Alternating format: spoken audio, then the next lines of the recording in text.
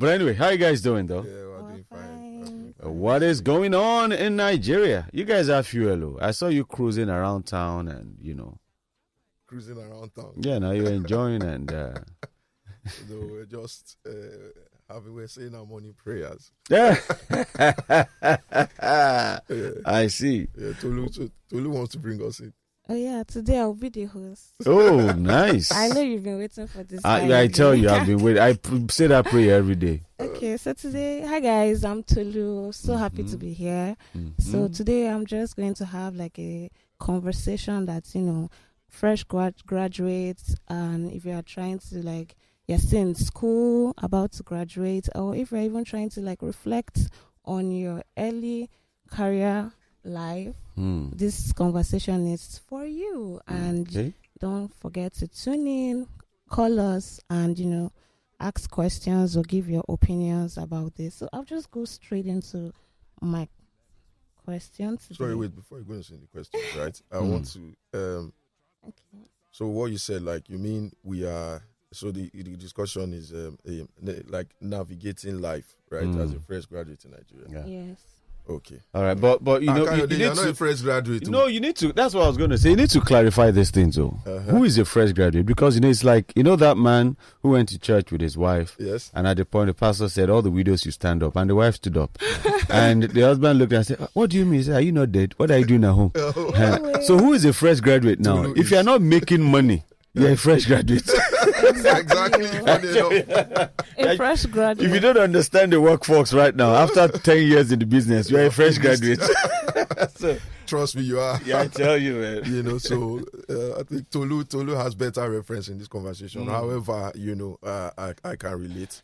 And I'm pretty sure you do as well. So, we all had our experiences now, as fresh graduates you get. So, let's go into it. Tolu, you had a question you wanted to drop on us. Yeah, I wanted to ask, I'm a fresh graduate, so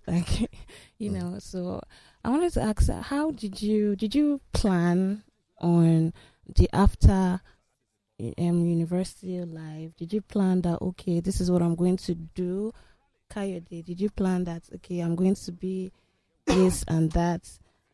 How were you able to navigate life after school? This guy had this question.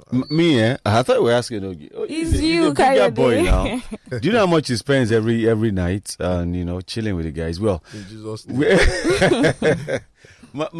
my own case was a bit different. I actually, of course, I'm sure you don't know. I actually started my work life in Togo. Okay. Yeah, I worked TV and radio there. It was, interestingly for me, I'd always known that I wouldn't do anything by the books, but I really didn't know it was going to be TV or radio, although I had interest in it, and it was more of a seamless move for me. Yeah. But the what I'll say, which I believe might tie a bit into the topic for today, is that while it was a seamless move for me to get into where I am now, I've been in this for 25 years. It is, at the same time, I lacked the knowledge because I was doing a lot of these things for fun, for the love of the job, not for the money. Oh, okay. So many years down the line, I still don't get money. So I might not be the perfect, but over the years, one had to grow from doing the normal presenting to emceeing events and getting into PR and working for startups and all that. So it was a bit seamless for me. The only challenge is that starting, I wasn't looking at money. I always advise guys now that it's good to learn. Yes. But guy, I was coming to that. Guy, you need to learn a lot, which I did. I learned a lot. I traveled a lot. Within the coast, I experienced. I sat at the feet of men to learn. You're lucky. That's nice. Yeah, I did, but I didn't I wasn't. This. Don't rush. You're a young man. Life will come. Blah blah blah. So I wasn't looking at money for a long time. It was just every opportunity. How were you surviving? How were you? We were getting by. When I say not looking for money, it means that you were not. I lacked the financial knowledge, literacy then to try to make money now and plan and project and say, okay, there's a trajectory in the career path. When you do maybe a entry point, you ought to go higher. When I'm getting a new job, I'm not looking for more money. I'm just looking for a job that is more tasking, which was wrong. Yeah, those are the challenges. Guy. Hard work guy at the work, at the work. For real. Me, I would say, I would say I didn't plan. Let me put it that way, right? Because at the end of the day, I didn't plan, but it all seemed rosy. Like, okay, I'll get a job after school, and everything will just just flow. But obviously, I couldn't even get the job I wanted. You understand? And it was really hard on me in the sense that I got frustrated because I kept on getting what I didn't want. Do you understand? I do that for a bit. Then after some time, I'm uninterested. It's affecting my work output. Yeah. That I look for something. So, I had to make some decisions. I wasn't in Lagos at the time, so I had to come back to Lagos. Which of the villages are you? My village.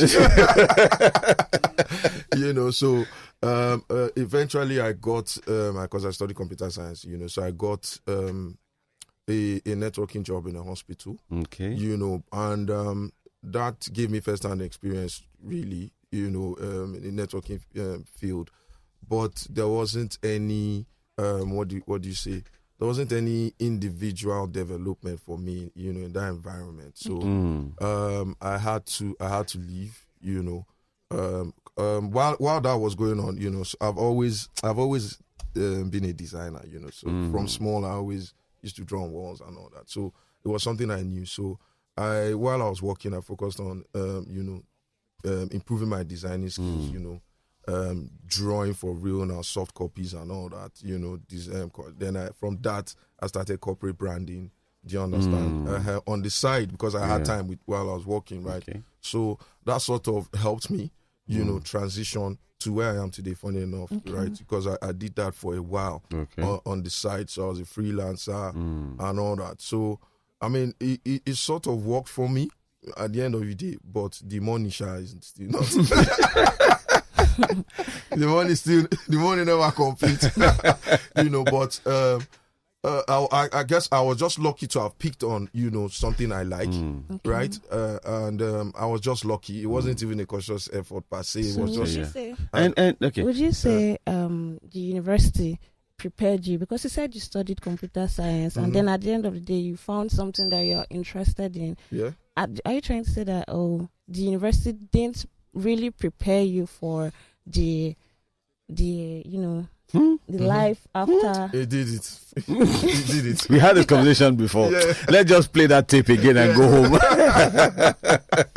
It is, but for me, right, going back to what you said, like, I think the biggest financial shock for me and post graduation was, the sudden shift from the whole student lifestyle to the realities of full financial responsibility and expense. So, and one of the most significant things was accommodation and and just generally utilities. And the cost of rent today is crazy. Do you understand? Exactly. You find one studio flats, or what they call one rooms, and you're hearing 1 point something million. Yeah. So it's pretty tough on the graduate today, right? Because you finish from school, right? You're lucky to get a job. You understand? Let me know. It's not like it's that difficult. Let me not scare them, right? But if you do your search, you find your job, right? But the guarantees of getting a job at the time you want is also there. Yeah. When you come in as a starter, you're going to come in with basic salary, right? Basic salary, less experience, so your experience in some cases, your experience level will be a disadvantage to you. Yeah. Do you understand? Yeah. Exactly. So imagine, starting afresh today, the cost of rent, we used to buy microwaves for like 18K, you understand? And 20-something K, now you're talking 100,000, 100,000 plus. It even depends on what you're buying. Exactly. Do you understand? Yeah. Fridge. Do you understand? Where do you start from? So it's pretty difficult right now, and I just feel they should just try and find something to do quick. Just try and find something. So to do. what But, advice? Okay. I mean, just to add to what you said, Yeah. I think what we've said and how we've lived our life, if we were to go back to school with this knowledge, we will turn out better. Yes. Because one of the things, like you said now, is that you started looking inward and you started doing things on the side that you had the ability to do already. Yeah. And for me, it was more of my brazen nature. Because I remember then when I finished, I went for some courses and I decided to, anyway, that story, I'll be saying that story sometime next year. Yeah. And I'm doing 25 years in the industry. So Amen. I will, amen, God willing. Yeah. I want to do an event to really talk about that. Now, so when back then, Television Deuxième, which was the only TV station, there was only secular TV station. The other one was a religious station in Togo at that time. Yeah. That was Télé Zion also. Television Deuxième, and it was government owned. I walked up to that. Nobody goes to that station, but being a Nigerian, and I went to pitch an idea. And, they looked at me, started talking. People were like, you went to that station, how did you do it? In the process, the then Minister for Communication, Pitan Chala, started his own TV station. And I went to pitch there too. And I became the hero. Straight up. Yeah, I tell you. And so, I mean, one of the lessons there is that, like from you and myself, look beyond what you've studied. Yeah. Look beyond and discover what you really like and be bold enough to take risk and take steps. That's the best time to take risk and take steps. Really? You can't take certain steps right now. Take certain risks once you're married because you have another mouth to feed. Yeah. There were times I would celebrate my birthday and all I do is buy myself a new printer or new thing to work with. Do you understand? Because I was running my own Exactly. business and that kind of thing. But right now you can't just do that to yourself. There's no time to experiment. No time to. Thank you. There's no time. So that's one thing you should prepare for. Yeah. So. I mean, so it's good, like you said. I think, from what you said, to applying yourself to also work still. So that's another keynote. Tolu, you have something to say? You want to say? What would you say about someone who lived in a small city? Went to school there, grew up there, and then finished from the university and is about to get into life itself.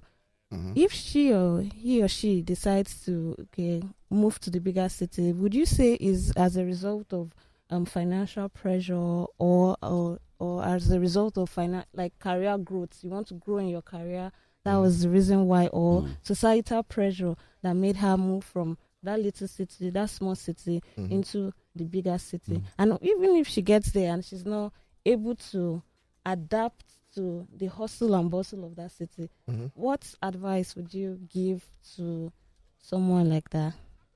I mean, so first of all, as in her moving here, right? I'm assuming is a she. Why did Tolu move? Eh? Oh Did yeah, Tolu move from a village? Not a village, please. From another city, please. So it depends on her reason, right? Which is a very key factor, in this, right? So if it's peer pressure and she's not a focused person, she's going to run into trouble, right? And if it's for career growth, then she stands a chance, right? With focus still. So it depends on her decision, right? And coming here and things are not working out. They say go hard or go home. Exactly. Exactly. Go hard or go home. And I mean, you can't just give up now. At the end of the day, even the Lagos you're coming to, right? People are having it difficult. You understand? People are making mistakes. You are learning from their experiences. So, I mean, I think if she comes and it's not working out, she should revisit her plan or her strategy, find a different, approach to it. But there's nothing wrong with it. I mean, she wants better for herself. So she can make more money in Lagos. So you she might as well. Actually move out of the country for better. Yes. Yeah, I mean, better earning, but you know me, I'm not a jackpot person. Yeah. They're making enough here now. I mean, you're earning dollars, man. In Jesus' name. We know, man. But, for me, I know Mecca is going to talk when it gets ready. But, the thing for me is this. Before you move to the city or a bigger town, the question I ask you, what is chasing you? From where you are. Where you are. Greener pastures. How green is the pastures and how brown are the pastures in your area? Right? Because, I've seen there's somebody I heard of many years ago. I think this was 90s or early 2000s. I think we were age mates then. And it was done with the university. He went to Sokoto. Was it Sokoto or one of these Kebbi or so to serve? And after service, just when it was about to round up, there was a function happening in Lagos. Lagos. And, they were talking about cow. How cow is expensive. We've been saying things are expensive in Nigeria forever, though. Yeah. How things were expensive, blah, blah, blah. And, during that conversation, he realized that this thing you're saying is expensive. It's very cheap over there. And what is that? Cow. Yeah. So it's found out how much it will cost to send cow to Lagos, got the price, sent it to them. And that was the beginning of another business. Those ones saw the cow you buy for, I think they landed at approximately the same amount, but it was bigger, it was healthy and everything. And that was how the guy, after national service, stayed in, I can't remember if it's Sokoto or Kebbi, stayed there and started cow business. So he started sending cow to people, and with time he will move in and out and all that. So what I'm saying is, a lot of times we look at that big picture that is so far off and almost everybody's trying to get. But around us, what are those things that are there? For example, if you study medicine, right now is the time to go back to your town, your small town or your village, because there are so many CSOs that are out there who do this kind of health services, offer health services and support to the small towns and the villages, not Lagos. If you're able to get some of your colleagues within that area, go there, get somebody. They could even supervise and give you some funding, which you wouldn't ordinarily get in Lagos. So it's all about doing your research, doing your findings, and knowing truly what are the opportunities around me. And if I go to a saturated Lagos, where you're getting studio apartment for 1 million or 1.2 or whatever, and I'm staying in my village and I'm getting maybe 500, how much do I spend in Lagos? How much will I spend in my village? Who will be richer at the end of the day? These are the things I think university graduates should consider. And even not when they are graduates, while they are in 300 level. And when they are married as well, because really the outer you go from Lagos, it gets somewhat cheaper. Right? Yes. Till it starts getting expensive, it starts getting to closer cities. So, that's also valid. I think that's a good one. Also, I think they should incorporate skills into schools, like learning skills on time, learning how to, what's high income skills and all of that. You need to incorporate that into your schedule while in school, because I know if you are doing that and you have gigs and all of that, you can also be earning money and also be learning a new skill, which will leverage you when you are out in the real world. You get? Yeah, those things matter. And you see, just like you said, our schools need to do a lot more. Now we know that, looking at my industry, I've interacted with a lot of mass comm students who have no communication skills. I interacted with one recently, a level 200 student who said, level 100, they all did the same thing, level 200, now specialized in PR. And the basics in PR at level 200, going to 3, that person doesn't know. And you have a lot of universities now who have radio stations, and they feel cool. Yes, that could be a good platform for you to try, but why not get into partnership with established radio stations like Lagos Talks? Yes. Maybe once a week or during the holiday, you bring some of your staff to mix and interact with actual broadcasters from different backgrounds, see what they do, because university radio have a limit to the kind of topics they can address. They can't do very political topics. So how do you handle that temperament when you're on radio? You can't learn that on university radio, but you can come to Lagos Talk. So like Tolu said, the universities need to go beyond the books, the theory, and the weak practicals that they do. We need hands-on. Petrochemical engineering students in school should be flooding Dangote refineries. We are having a refinery for the first time in how many years? Go there, look at the process of constructing the refinery. How many universities in Nigeria who have petrochemical engineers and other expertise needed in refineries partook in the entire process? That is a learning curve for you, so that by the time you're done, you've met people, you have hands-on experience, and that 2-3 year working experience that it asks off, you already have like 6 months, and they know you are serious. I hope Dangote is listening. There's something I know he can do. Yes. Yeah. So I want to just drop something. I come from the angle of my personal kind of an angle, and I want to say for undergraduates of FYBs or NYC persons right now, first thing you should do is to do like a reality check to understand, okay, where do I want to go to? How much do I want to earn? How is this industry functioning, or what kind of industry do I want to play in? And understand, okay, if I need to get extra certifications before finally stepping into the real world, should I start now?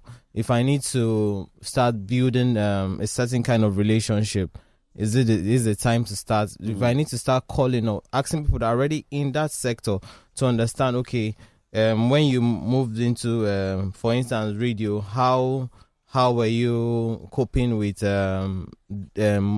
traffic from so area to so area? So even the location you want to even be at to start up live. And why I started by doing it, do the reality check is this: you want to start. Most persons want to start like you just rent the apartment, your mattress and everything. Me, when I moved into Lagos, it was a one room. Just had my bed on the floor. There was no TV. All I wanted to just have a place. I go do the hustle, come back, I lie down and all. So I set that, okay. But after this 1 year, I should have gotten to this level. I should have moved to this level. And one thing I also did was during my NYC, I think the last 6 months, the Alawi that I was coming in, I was saving. Then I bought a laptop, my first laptop from that Alawi money. And I enrolled in the graphic design, this in Akure. Okay. So I'll leave Ondo town, go to Akure for the weekends to learn. And that's when I started my hands on graphics, on video editing, and before you knew it, I said one or two persons say, I need you to do this thing. So small money started coming in. So with that, I was able to get even enough transport, move to Lagos, get that one room, and started live. And also, it's having that reality check and knowing that, okay, this is what I want to do. This is how much it might cost me. I might not get there at once, but with time, okay, maybe monthly, there's a 50K I know I'm putting aside to get either a certification, because the real life is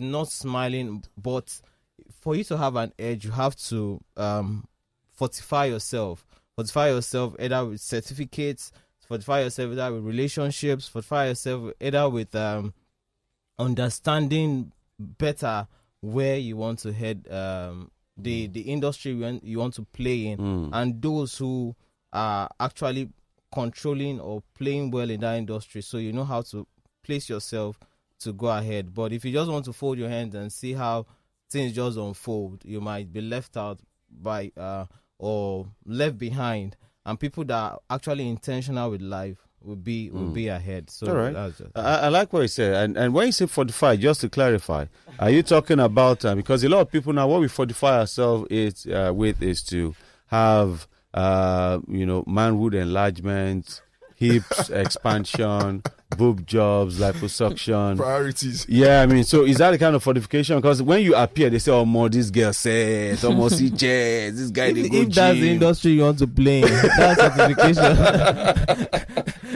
So if that is the industry, if fortifying yourself in that industry means going for okay.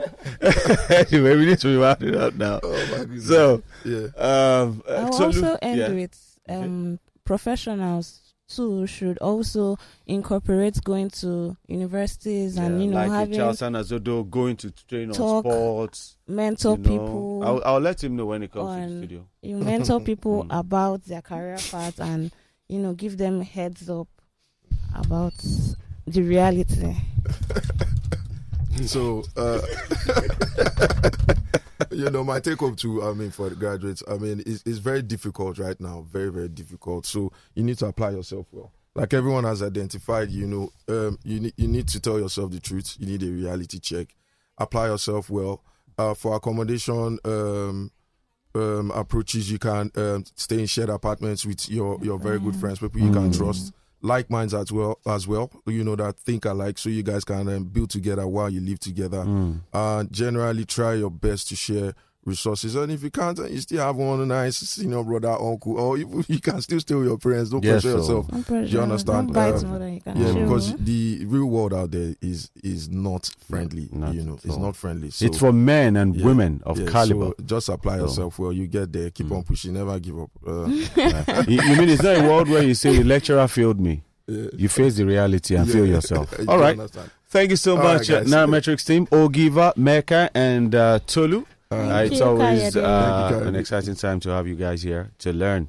And join the Nairametrics team on Tuesdays and Thursdays, 6 p.m., right? Yeah, on X. Oh, yes, X Spaces. And to learn a bit more about managing your resources, your finances, and how to multiply without doing blood money. My name is Olu Akade. We'll take a short break right now. And while I know with all what we've said. Sorry, Kaide, I just want to let the audience know. You can also catch up with us on YouTube and Spotify. You can catch up on previous episodes that probably reflect on, relatable things you've experienced. And we look forward to seeing you guys next week. That's it.